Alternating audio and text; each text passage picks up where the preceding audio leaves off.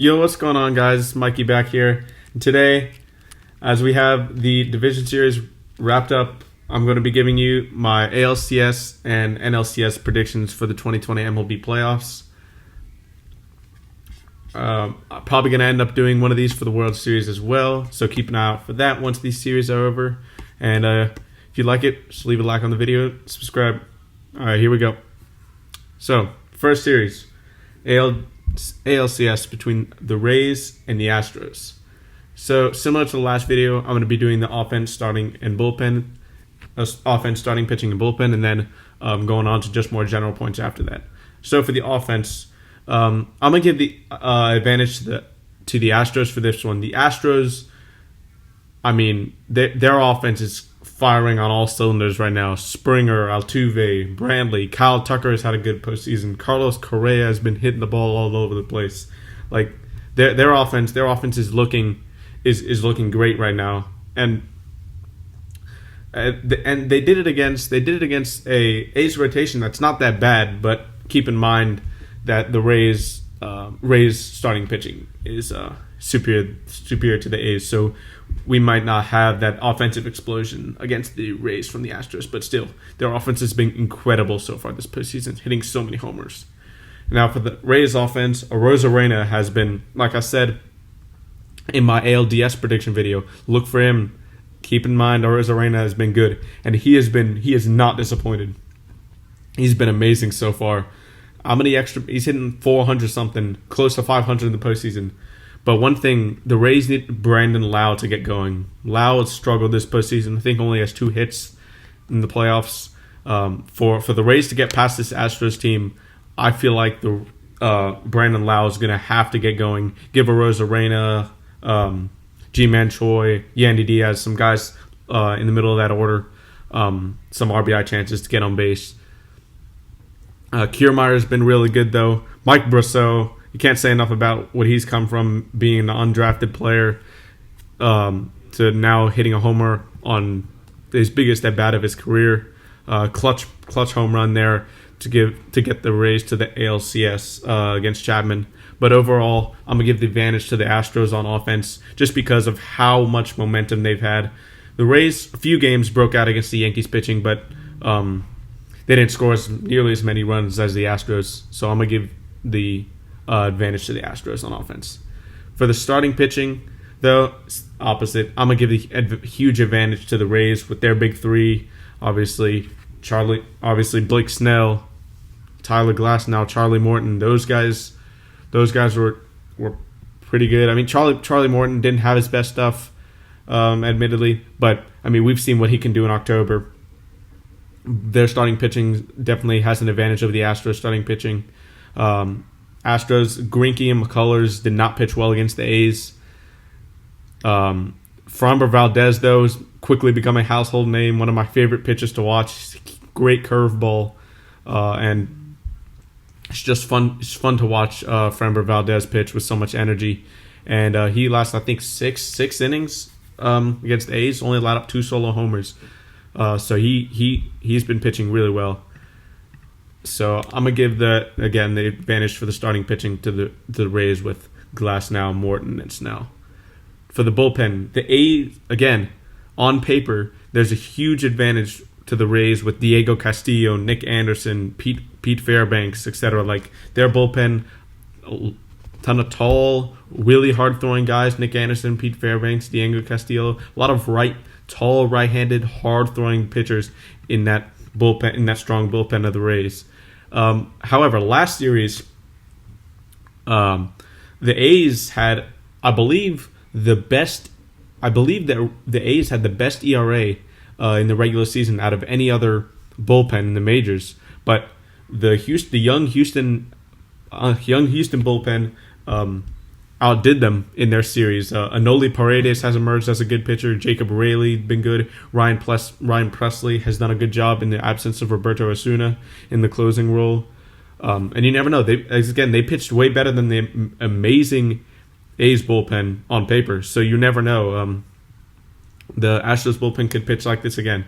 But overall, the starting pitching for the Rays is elite. And while the Astros offense is clicking right now, they did it against decent pitchers for the A's, but it's nothing like the star power for the Rays with their big three. Have the Rays winning in 7, but the Astros offense is insane right now, and if they get to 2 of the 3 stars for Tampa, I could definitely see Houston winning. But overall, I have the Rays winning in 7 games. Now, the NLCS between the Braves and the Dodgers. I think this series will be very close. I'll start with the offense. Both of these offenses are cream of the crop. They're juggernauts.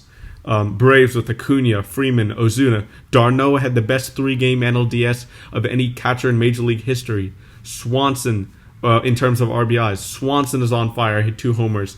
Duvall, that lineup is so deep. Both while they don't have the experience the Dodgers have, they have the firepower. They have the homer hitting. They have the average to catch up the Dodgers. But the Dodgers again. Bellinger, Betts, Pollock, Will Smith. Both catchers had a tremendous NLDS. D'Arnaud or Smith. It's going to be interesting to see who can have a better series between those two. Justin Turner, Max Muncy. Max Muncy didn't have the best year, but the past few Octobers he's been clutch. These teams were first and second in runs scored and only separated by 1 run, with the Dodgers scoring 1 run more. Tied for slugging percentage in the regular season. The Dodgers relied a bit more on homers, while the Braves manufactured a lot of runs but still hit a good amount of homers. I'm gonna give the slight advantage in the playing field, Global Life Field.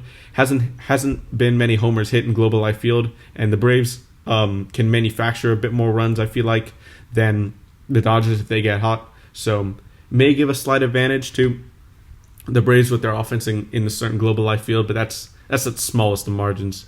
Neither team has lost this postseason.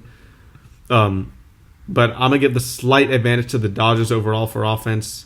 They strike out a little bit less than the Braves do, but these offense, nonetheless, both of them are elite. I definitely see if the pitchers don't dominate a ton of runs being scored in this series. Now on to the starting pitching. The Braves, this was definitely a question mark for the Braves heading into the postseason. But the Braves trio of Max Fried, young trio of Max Fried, Ian Anderson, and Kyle Wright have been incredible. Fried didn't necessarily have his best game. I think 4 runs he allowed, which is the most he's ever allowed up this year, which shows you what kind of year he was having. He kept his team in the game and allowed that strong Braves offense to come back. So they've shut out 4. They've had 5 shutouts.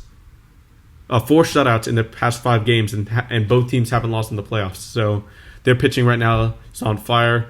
After the 3rd starter, though, after Wright, which Kyle Wright was good. He maintained control of the game after getting in some rough spots. Had that curveball working. It was pretty good. But after the 3rd starter, the Braves could be in trouble.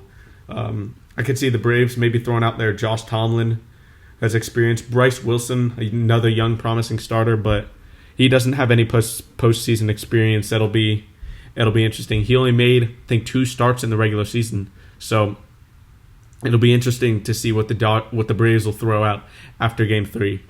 The Dodgers, for the first 2 games, the Dodgers and Braves, Kershaw and Buehler, Fried and Anderson, that'll be 2 interesting games to watch. Both pairs have pitched really well this postseason, and without experience, if you throw out the experience for Buehler and Kershaw, those 2 games seem to be very even.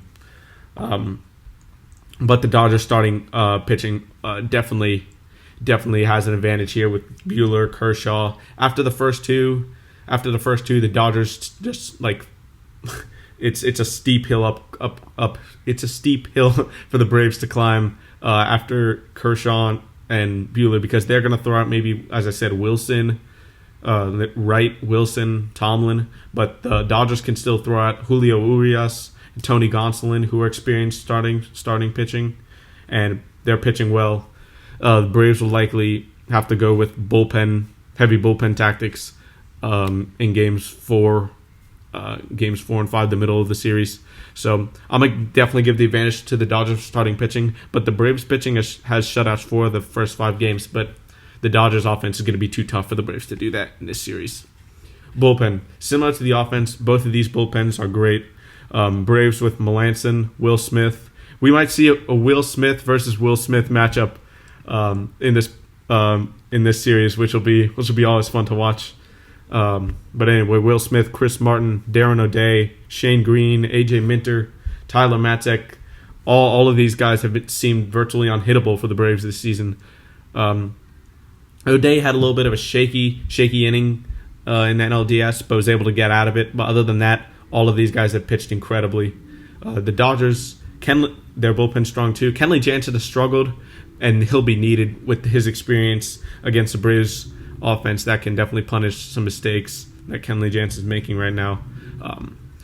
Their bullpen, though, goes so deep, just like the Braves. Adam Kolarek has been really good. Bruce Dargatero comes in throwing 101 miles an hour, gets all excited. It's fun to watch him pitch, but he's really good. Pedro Baez, Blake Trinan, Joe Kelly, all three of those guys, seasoned vets, throw hard. All of these, it's a different look to the bullpen, with the Braves bullpen definitely throwing with less velocity, but can still command the strike zone and fool hitters like the Dodgers can. Both of these bullpens are really good, have really good numbers, and both have equal amount of experience, I would say.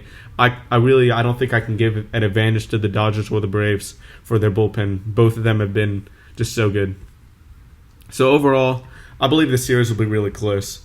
It'll be a wake-up call for both teams. The Dodgers haven't faced pitchers like the Braves have right now, that it looks like, with Fried, Ian Anderson, and Kyle Wright pitching well. The Padres had decent pitchers, but I don't think it's up to the level with Fried, Anderson, and Wright.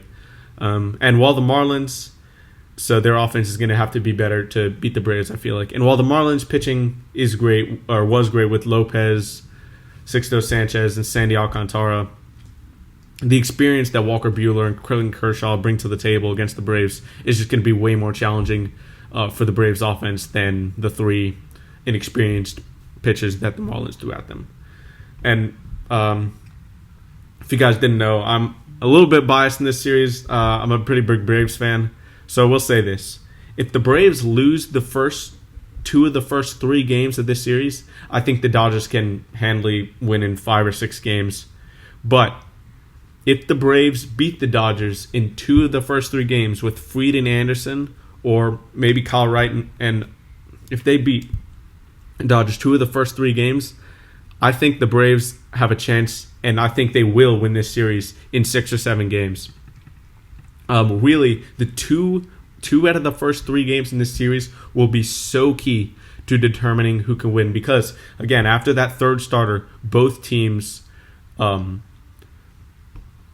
more so the Braves, have really no direction. The Dodgers can again throw out Gonsolin maybe and Urias, but after the 2 of the first 3 games will be so key. But overall, the Dodgers just seem too deep this season. I'm not sure.